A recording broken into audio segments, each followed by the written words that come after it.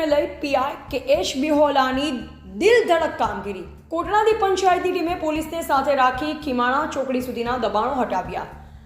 બનાસકાંઠાના દિયોદર બજાર તેમજ હાઈવે વિસ્તાર પર ટ્રાફિક સમસ્યા ખૂબ જ વકરી, જેમાં ટ્રાફિક સમસ્યાને લઈ હાઈવે વિસ્તાર પર વારંવાર અકસ્માતો સર્જાતા હતા। જેમાં દિયોદર હાઈવે વિસ્તાર પર 3 માસ અગાઉ કોટડા દિયોદર ગ્રામ પંચાયત દ્વારા દબાણકારોને નોટિસ પાડવી દબાણ દૂર કરવા સાચવીત પણ કરાયા હતા, પરંતુ દબાણકારો દ્વારા આજ દિન સુધી દબાણ દૂર ન કરાતા દિયોદર ખાતે નવીન આવેલ પીઆઈ કે.એચ. બિહોલાના અધ્યક્ષસ્થાને દિયોદર લુહાણા વાડી ખાતે ટ્રાફિક સમીક્ષાને કઈ રીતે હલ કરી શકાય તે અંગે એક મિટિંગનું આયોજન પણ કરાયું હતું। જેમાં મિટિંગમાં દિયોદર ગ્રામ પંચાયત અને દિયોદર કોટડા ગ્રામ પંચાયતના સરપંચ અને તલાટી સહિત વેપારીઓ ઉપસ્થિત રહ્યા હતા અને ટ્રાફિક અંગે દબાણ અંગે ચર્ચા વિચારણા કરવામાં આવી।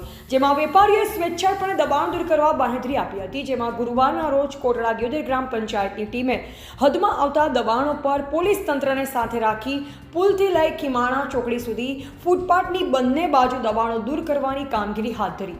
જેમાં દિયોદર ખાતે આવેલ નવીન પીઆઈ કે.એચ. બિહોલા, દિયોદર કોટડા દિયોદર ગ્રામ પંચાયત સરપંચ વર્ષાબેન પ્રકાશભાઈ ઠાકોર અને તલાટીકા મંત્રી જયંતિભાઈ પ્રજાપતિ સહિત ગ્રામ પંચાયત સ્ટાફ અને પોલીસ સ્ટાફ સાથે રહીને દબાણો દૂર કરવાની કામગીરી હાથ ધરી, જેથી વારંવાર થતા અકસ્માતો અટકાવી શકાય તેવા દબાણો દૂર કરવાથી પ્રયાસો હાથ ધરવામાં આવ્યા છે।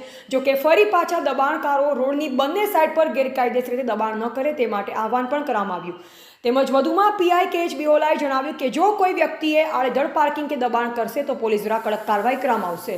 એવા જયંતિભાઈ ઠક્કર, સિહોરી, કાંકરેજ। કાર્યવાહી હાથ ધરી છે। આપણે જે પ્રશ્નો હતા ટ્રાફિકના કે જે મુખ્ય માર્ગ છે દિયોદરથી તે જઈને ખુમાણા ચોકડી સુધીનો, ત્યાં આગળ અવારનવાર રજૂઆત આવતી હતી કે ટ્રાફિકના પ્રશ્ન થાય છે। તો એ સંદર્ભે સૌથી પહેલા જે પણ સ્ટેક હોલ્ડર્સ છે એટલે કે બંને બાજુના દુકાનદારો છે જે હાથે એમની સાથે આપણે મિટિંગ કરી હતી અને એમની રિક્વેસ્ટ હતી કે સાહેબ આ દબાણો છે એ અમે બધા સંમતિથી ખુલ્લા કરવા માંગીએ છીએ, કારણ કે કોઈ એક પક્ષ નહીં, તમામ લોકો છે સંમતિથી ખુલ્લા કરવા માંગીએ છીએ, પણ કોઈ એક કરવા જાય તો બીજો ના કરે, એટલે એના કરતા આપણે પંચાયતની મદદ લઈને જેટલા પણ દબાણો હતા એ તમામના દબાણો છે દૂર કરવા માટે પંચાયતે કાર્યવાહી કરી અને એની અંદર પોલીસ પ્રોટેક્શન આપીને એમને સહકાર આપ્યો છે અને એ બધાએ એમની મરજી મુજબ જે છે દબાણો છે એ સંમતિથી એમણે દૂર કરાવ્યા છે। વેપારીઓ સાથે પણ પરામર્શ કરી હતી, કોઈ બીજો કોઈ? હા, વેપારીઓ સાથે આપણે એક લોહાણા સમાજની વાડીમાં જયારે મિટિંગ થઈ હતી ત્યારે એમના જેટલા બી આગેવાનો હાજર રહી શક્યા હતા એમને હાજર રાખીને આપણે એમની શું કહેવાય સંમતિઓ લીધેલી હતી કે અને એ સ્વેચ્છાએ આમનાથી દબાણ દૂર થાય તો એમના ધંધામાં પણ એમને સારું એવું થઈ શકે એના માટે એમણે રિક્વેસ્ટ કરી હતી, તો એ આપણે એમને આજે સહકાર આપ્યો છે।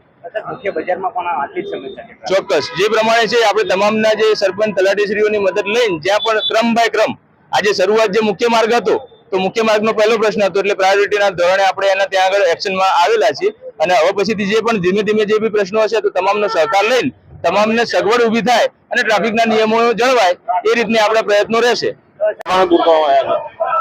કોટડા દિયોદર ગ્રામ પંચાયત દ્વારા હાઈવે વિસ્તારમાં અગાઉ 3 મહિના અગાઉ નોટિસ આપેલી અને 3 દિવસ પહેલા પણ સામૂહિક એક મિટિંગ કરેલ અને મિટિંગમાં પણ દરેકને જાણ કરેલ કે આગળના ભાગમાં જે કંઈ દબાણ છે એ સ્વેચ્છાએ લઈ લેવા।